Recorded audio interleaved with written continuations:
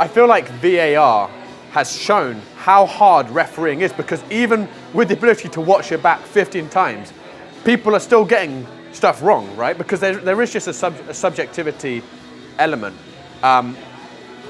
Do you know, obviously, right, referees are held at this very high standard, right? We all love to hate you. We love to, I'm amazed at how nice you guys all are to Game of Fame commentators, because I've certainly criticized decisions. I've never criticized referee personally, because I know you're humans. And it's very easy for me sitting on my microphone to criticize it. But I do it. You guys are always so friendly, though.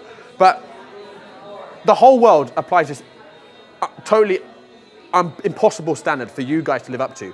Do you almost, before a game, have to remind yourself, look, I'm a human being, and just like this player might mess up a pass every now and again, I might mess up a decision. Is that almost part of how you prepare yourself, so that if you do make a mistake, you can just carry on and do your job?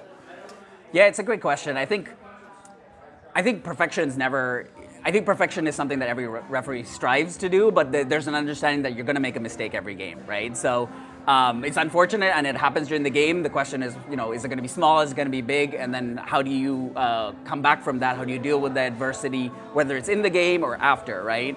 And in the game, it's really important to be able to let that go, to maintain the consistency bar of what the game expects. And this ties into like the last question you asked about, like maybe something, there's contact in the box, you're not 100% sure. Usually a pretty good guide, apart from the technical things that we look at as referees, like we have considerations that we look at for, let's say, penalty kick decisions, is just the feeling of the game.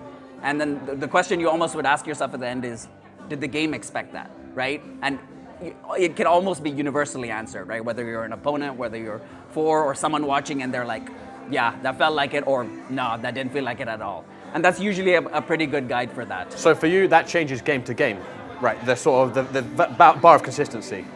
Yeah, it also depends on the tolerance of the teams, right? So for example, you might have styles of teams that are very physical and they want to play really physically, versus let's say you have two technical teams, or you have a mix of both, right? So those are really important considerations to think about as a referee. That's things we look at in the research as well, to understand the teams and what kind of style of play they prefer to have.